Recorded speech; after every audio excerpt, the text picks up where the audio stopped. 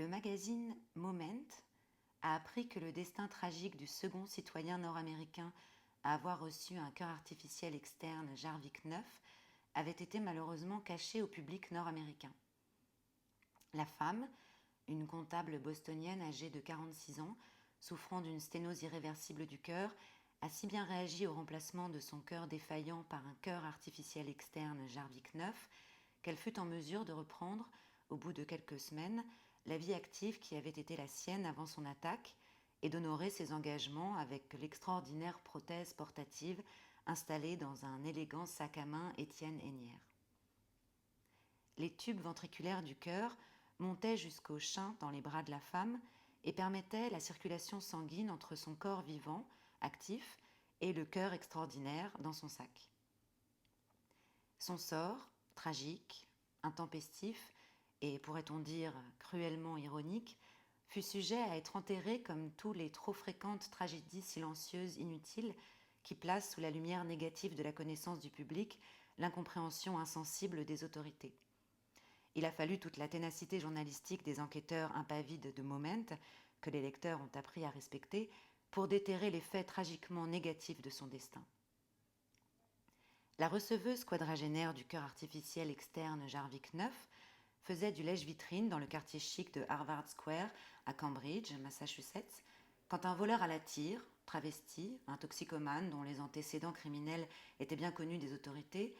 bizarrement accoutré d'une robe de soirée, sans bretelles, de talons aiguilles, d'un boa légèrement déplumé et d'une moumoute auburn, arracha brutalement le sac vital des mains de la femme qui résistait.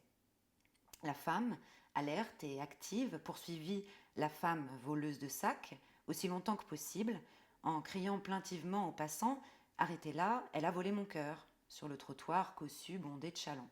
« Elle a volé mon cœur, arrêtez-la » répétait-elle sans relâche. Se méprenant tragiquement sur le sens de ses paroles, les passants se regardèrent en secouant la tête avec un sourire entendu, croyant qu'il s'agissait d'une histoire d'amour alternatif qui tournait mal. On entendit même publiquement un duo de policiers de Cambridge, Massachusetts, dont les noms n'ont pas été révélés à Moment, malgré des demandes réitérées, blaguer passivement, dire « c'est toujours pareil », pendant que la victime chancelait frénétiquement dans le sillage du travesti, appelant à l'aide et pleurant son cœur volé. Le fait que la victime du délit prothésien ait poursuivi son agresseur sur une distance de 4 pâtés de maison avant de s'effondrer sur sa poitrine vide prouve l'impressionnante qualité de la technique de greffe externe Jarvik 9. Tel fut le commentaire anonyme d'un médecin hospitalier contacté par Moment. Le voleur à la tire, en manque de drogue, à ce que supposent passivement les officiels informés, dut sentir son âme endurcie s'émouvoir, malgré tout en découvrant dans le sac Heiner mal acquis la prothèse vitale, qui fonctionne avec la même batterie rechargeable qu'un rasoir électrique et a très bien pu continuer à battre et à saigner un certain temps dans le sac violemment déconnecté.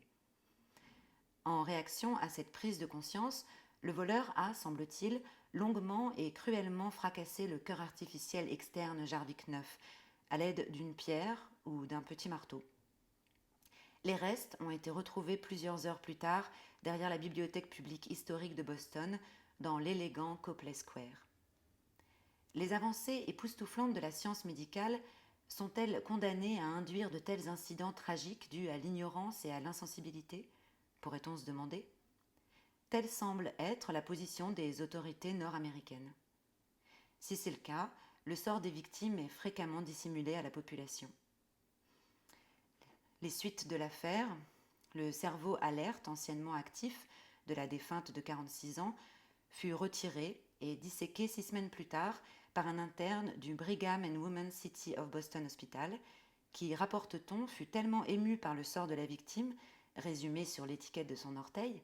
qu'il avoua à Moment avoir été pendant un instant dans l'incapacité physique de soulever sa scie électrique pour s'acquitter de sa tâche.